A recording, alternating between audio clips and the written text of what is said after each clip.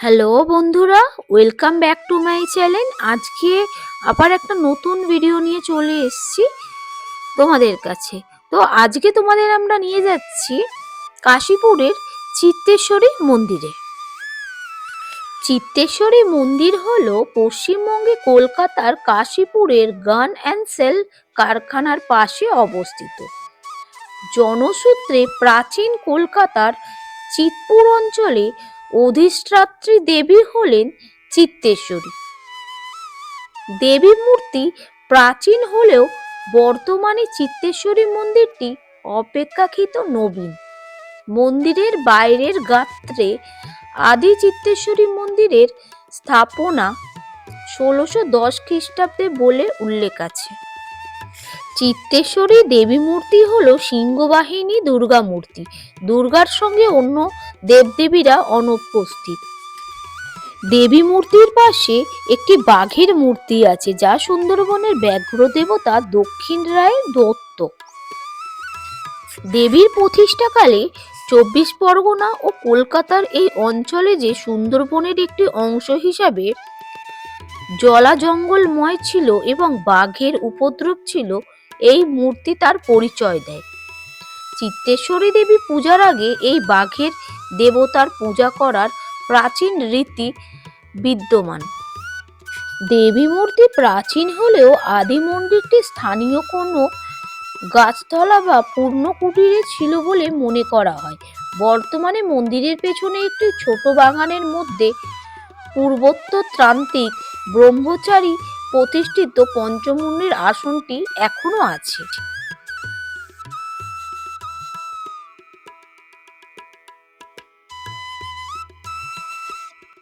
আমরা চলে এসেছি চিত্তেশ্বরী মা দুর্গার মন্দিরে। তো এখানে যিনি সেবায়েতে আছেন, তো তার কাছ থেকে আমরা কিছু বক্তব্য শুনে নিচ্ছি। তো চলো সঙ্গে থাকো। এই চিত্তেশ্বরী মন্দিরে প্রধান সেবায় আমার নাম কাশীশ্বর রায়চৌধুরী। মা চিত্তেশ্বরী খুবই প্রাচীন, বহু বছর আগের ইতিহাস। আজ এখানে যখন জঙ্গল ছিল, বহু যুগ আগে, এই জঙ্গলে চিত্তে ডাকাত বলে এক দুর্ধর্ষ ডাকাত বসবাস করত। এই জঙ্গলের মধ্যে ডাকাত ছাড়া এবং হিংস্র জীবজন্তু ছাড়া কোনো মানুষের আসার অবস্থা ছিল না। গভীর জঙ্গল ছিল তখন, আজ থেকে প্রায় ৬০০ বছর আগের ঘটনা। তা চিতে ডাকাতি করত, মারাত্মক ডাকাত ছিল। দূর দূরান্ত গ্রামে তার ভয়তে তটস্থ হয়ে থাকতো লোকে এবং খুব নৃশংসভাবে ডাকাতি করত। এবং সেই সময় এখানে চলতো ডাকাতের আখড়া, মানুষকেও আসতো না। তাই সেই চিতে ডাকাতকে মা একদিন স্বপ্ন দেয় দেবী, যে পাশেই গঙ্গা, এই গঙ্গা থেকে যে এক নিমকাঠ ভেসে আসছে, সেই নিমকাঠে মূর্তি করে আমার পুজো কর। সেই চিতে ডাকাত দলবল নিয়ে দৌড়ে গঙ্গার ঘাটে গেল, কিন্তু সত্যি এক বিশাল আকার নিমকাঠ ভেসে আসছে। সেই নিমকাঠ তুলে এনে তখনকার দিনে শিল্পীদের এই মায়ের মূর্তি তৈরি করার, এই মূর্তি কার্তিক, গণেশ, লক্ষ্মী, সরস্বতী নেই, মা এক চালের মধ্যে রয়েছে। মা চণ্ডী মূর্তি, মায়ের চণ্ডী মূর্তি এক চালের মধ্যে রয়েছে। মা এখানে এই মাকে প্রতিষ্ঠা করলো কুড়ে ঘরের মধ্যে একটা, তখন এই জঙ্গলের মধ্যে কুড়ে ঘরের মধ্যে মাকে প্রতিষ্ঠা করলো করে চিতে ডাকাত নিজেই মাকে পুজো আশ্রা করত, নিজেই পুজো আশ্রা করতো। তখন তো কোনো লোকজন ঢুকতে পারতো না এবং ডাকাতিও করতো, তার দলবল নিয়ে ডাকাতিও করতো। এবং তার দলে সব ধর্ম জাতি নির্বিশেষে কেউ ছিল না, সব রকম লোক বসবাস করতো, থাকতো তার দলে। দুর্ধর্ষ তার সব ডাকাতরা তার দলে সব থাকতো এবং ডাকাতিও চলতো। মায়ের পুজোও সে করতো তখন নিজে।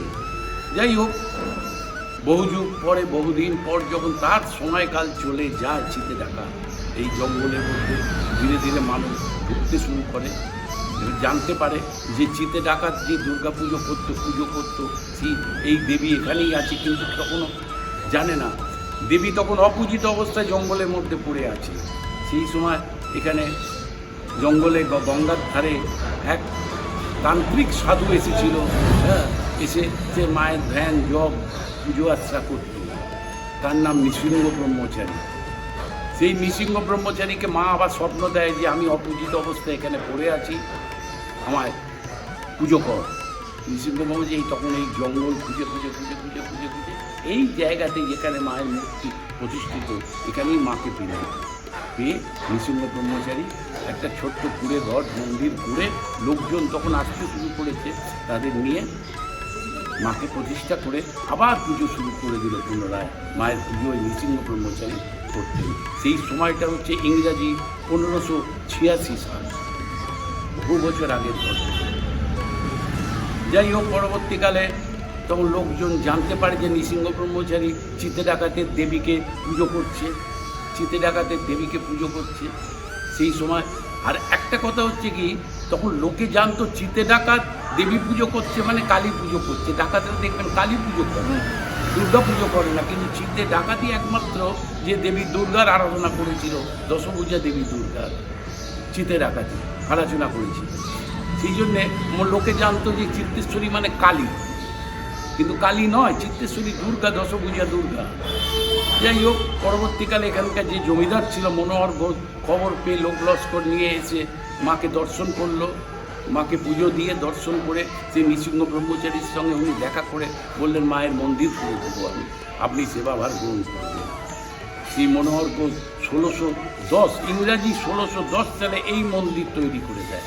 যে মন্দির দেখছেন আপনি, এটাই 1610 সালে মনোহর ঘোষ তৈরি করে দেয়।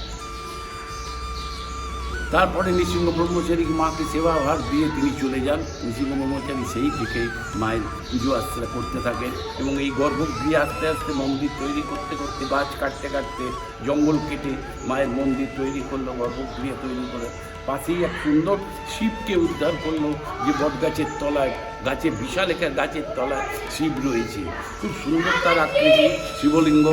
সেই আকৃতি শিবকে ওরা তখন আবিষ্কার করে ওখানে আবার বসালো শিবকে মায়ের সঙ্গে বসিয়ে মায়ের পুজো আছে। মনোহর ঘোষ করে দিয়ে নৃসিংহ ব্রহ্মচারী হাতে সঁপে দিয়ে চলে গেল। তারপর থেকেই নৃসিংহ ব্রহ্মচারী পুজো করল। পরবর্তীকালে নৃসিংহ ব্রহ্মচারী এখানে আশ্রম তৈরি করে রইল। তারপরে এখানে সেই আশ্রমে তিনি আদেশ দিয়ে দিয়েছিলেন অবিবাহিত অবস্থা মায়ের পুজো করতে পারবে, বিবাহ করতে পারবেন না। কিন্তু কালক্রমে তার পরবর্তীকালে, তাই তিনি যখন দেহত্যাগ করে নৃসিংহ ব্রহ্ম, তার পরবর্তীকালে যেসব মানে সাধুরা আসেন মায়ের পুজো করতে করতে, 8ম জন শ্যামসুন্দর ব্রহ্মচারী যে সেবাভার গ্রহণ করেছিল, সে কালক্রমে কোনো ঘটনাচক্রে বিবাহ করেন। তার 2 কন্যা হয়। তার কন্যা, বড় কন্যার বিবাহ দেয় হালিশহরে সাবর্ণ রায়চৌধুরী ফ্যামিলির সাথে। পরবর্তীকালে সেই শ্যামসুন্দর ব্রহ্মচারী যখন দেহত্যাগ করেন, চলে যায়, এখানে সেবাভার দেখার জন্যে তার কন্যার তরফ থেকে, এই সাবর্ণ রায়চৌধুরী ফ্যামিলির তরফ থেকে এসে মায়ের সেবায়ত ভার গ্রহণ করেন, মাকে পুজো আর্চনা করেন এবং এইখানে পরিচালনা, মন্দির টন্দির দেখাশোনা বার তারাই করছে। এবং সেই থেকে আজও অবধি এই সাবর্ণ রায়চৌধুরী ফ্যামিলির বংশধররাই মায়ের পুজো আর্চনা করছেন। তার মধ্যে আমি একজন 8ম জেনারেশন। আমার নাম কাশীশ্বর রায়চৌধুরী। এখন বর্তমান সেবায় মায়ের সঙ্গে রয়েছি, মায়ের পুজো আর্চনা করি। এখানে পরিচালনা, টোটাল পরিচালনা আমরাই করছি, আমার দ্বারাই হয়, চলছে। এইভাবেই মায়ের পুজো সেই থেকে আজ অবধি চলে যায়। এবং আরেকটা কথা বলি, এই চিত্তেশ্বরী, চিতে ডাকাতের নাম থেকে চিত্তেশ্বরীর নাম থেকে এই চিতপুর রোড, প্রাচীন চিতপুর রোড এসছে। এবং ওই যে রোড যে চলে যায় সেই রোড চিত্তেশ্বরীর নাম থেকেই চিতপুর রোড। এবং দুর্গা পুজোর সময় এটা বাৎসরিক উৎসব হয় মায়ের, বাৎসরিক উৎসবে বিশালভাবে দুর্গা পুজো হয়। সপ্তমী, অষ্টমী, নবমী মায়ের একদম মানে ষোড়শোপচারে মায়ের পুজো হয়, হোম যজ্ঞ, চণ্ডীপাঠ এবং মানে মায়ের ভোগ টোগ দেওয়া, প্রচুর মানুষের সমাগম হয়। এখানে মায়ের প্রসাদ খেয়ে যান তারা সবাই বসে। খুব সুন্দরভাবে মায়ের পুজো সপ্তমী, অষ্টমী, নবমী সমাপন হয়। এই খুব সুন্দরভাবে প্রতি বছর মায়ের এই বাৎসরিক পুজো হয়। এবং অন্যান্য ডেলি তো মায়ের সকাল থেকে সন্ধে অবধি পুজো, আরতি, ভোগ চলেই আসছে। মায়ের বিসর্জনও নেই, আবাহনও নেই, মায়ের প্রতিষ্ঠিত। এবং ঠিক দুর্গা পুজোর আগে মায়ের অঙ্গরাগ হয় গায়ে, এই চিত্তেশ্বরী অঙ্গরাগ করে মায়ের পুজো আশ্রা নতুন করে আবার দুর্গা পুজোর সময় শুরু হয়। এইভাবে মায়ের পুজো ডেলি আমাদের নিত্য চলে আসছে এইভাবেই।